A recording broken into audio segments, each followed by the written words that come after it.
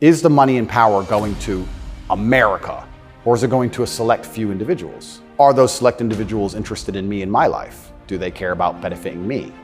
Do I need to support the power grab of these select few individuals? Is that going to be a smart move for me to make, for me to have the best possible human experience? You just have to be critically thinking, and then after you're critically thinking, you have to be brave enough, and this is the real pandemic of the world, is cowardice. You have to be brave enough to look around you and realize, everything was a trick, everything was a lie. But why not be a coward? I mean, it's just a lot easier, right? Well, it used to be. This is the thing that's interesting. I would actually argue in the 1950s and 60s, if you were to agree with every single narrative and obey every single law and do exactly what you were supposed to do and pay your taxes, etc., you'd at least get a wife who respected you. You'd at least have children who could go to school without being indoctrinated to a degree. Yeah. You could have a nice house. You could have a pickup truck. You could have a pretty good life if you just followed the rules. Yes. I don't think that's true anymore. I think that if you are a man especially, and this is what I talk about masculine issues. If you're a man who is born and you decide to do exactly as you're told, you're gonna end up depressed, in debt, working a job that you hate, with a wife who doesn't respect you, with kids who don't listen to you, in a house you don't own, until she leaves you, and then you contemplate suicide a while, and maybe you might find some purpose towards the end, enough to survive and pay your taxes, and then you're gone. I don't think a man who just follows the programming is gonna find any happiness. But they don't care. Why would they? They have no interest in masculine happiness. This is another thing that's very interesting. They talk about men's mental health all the time, especially in the UK. I'm not sure about America, but in the UK, they have this big drive for men's mental health, saying that men commit more suicides. A lot more. Because it's hard to be a man. We commit more suicides when we're depressed. We have all these mental health problems. I come along, I genuinely get thousands of emails a day saying I'm helping people men's mental health, but no. You can't help it the way Andrew wants. You can't tell them to go to the gym and stand up for themselves and have pride. What kind of man's gonna have a solid mentality and not have mental health issues if he has no pride? It's part of being a man. Part of being a man is proud of yourself. If you wake up and you're not proud of who you are and how you look and the things you say, how are you ever gonna have a solid mentality? People say, Andrew, why are you fighting this war? And they don't understand that war is certain. You either fight war against injustice and you fight war against the things you know that are wrong and you feel good inside of yourself, or you accept the slave programming and fight a war with your own mind.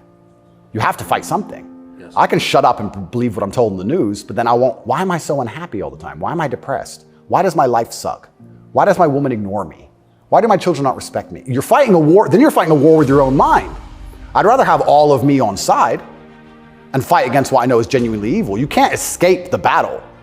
The battle is here for all of us. So I've made my decision, and that's why I can't be quiet, because you just said I would lose my self-respect and I'd lose my dignity, and I don't think I can function that way as a man, and I don't think any man should be able to function without self-respect and dignity. The reason men died on the Titanic was for self-respect and dignity. They went into the icy cold water and died because they would feel honorless if they jumped on the boat and left the women to die. That's right. So when you have self-respect and dignity, you have a hard parameter and you'll do things that which are deemed crazy or insane because you believe in them and you stick up for yourself. And that's why they don't want men to have self-respect and dignity. I'd rather be a free man in your grave. Absolutely. So I can't be quiet, and I'm gonna say what I believe is true. And I genuinely believe I'm helping the world.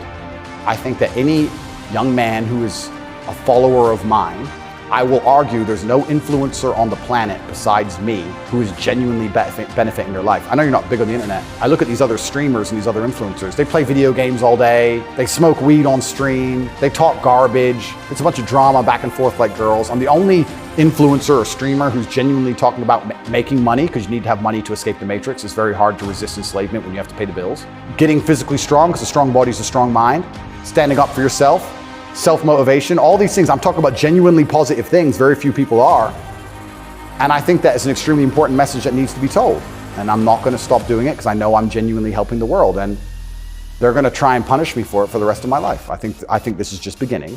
And I think when I beat this case, which I believe I will be, I think something else is going to come. You've said depression isn't real, or it's not, as the way we describe depression isn't accurate. What do you think of depression? When I say depression isn't real, that really upset the world, especially liberals, because they all live on medication, right?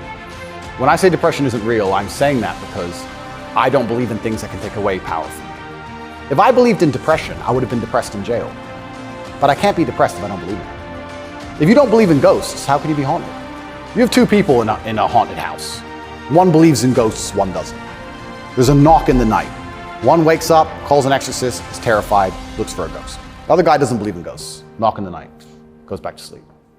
It's the belief in the ghost that gives it the power. If I don't believe in depression, I believe in feeling depressed. Sure, we're humans, we have emotions. Sometimes we feel depressed, sometimes we feel happy. I don't believe in the idea of becoming a depressed person who has depression. I don't believe in that. I don't think that's possible for me.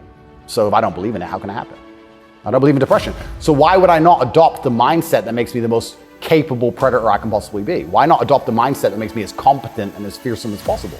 If you have to install software in your own mind, why would I not install software that makes me capable of not only driving a Bugatti and flying on private jets, but sitting in a Romanian dungeon covered in cockroaches? I need to be able to do all of it. So why would I believe in something that made me incapable? I don't believe in depression because I think that even the belief in and of itself, when you feel depressed, you'll start to consider, maybe I have depression. Then you go see a psychiatrist who tells you you have depression and they want you on pills. It's the belief that goes down the spiral. If I feel sad, I go, I'm depressed today, I'll be fine tomorrow. So why, I suspect you're right, or what you're saying is pointing toward truth. That's my personal view. But even if I disagreed with you, I disagree with you. Why is that so offensive, what you just said? Well, that's what's interesting, because when I said depression wasn't real, the number of people who would attack me defending depression, this is what I didn't understand. Right. You say depression isn't real, but depression's ruined my life and it's super real and it's ruined my life and I lost my marriage. I'm like, if I told you it wasn't real, you should be coming to me saying, tell me how it's not real. Please help me with my depression. Why are you trying to convince me that it's real? Why are you sticking up for it? And why are you defending depression? And why would I adopt the thinking of someone who's sad? Why would you're gonna convince me to take your worldview. You just told me your wife left you, you're fat, and you wanna kill yourself. And you want me to sit here and go, with my perfect life, and go, you know what, I wanna think like this guy. You're out of your mind. I don't believe in it. And because I don't believe in it, it's made me the kind of person who can't become depressed.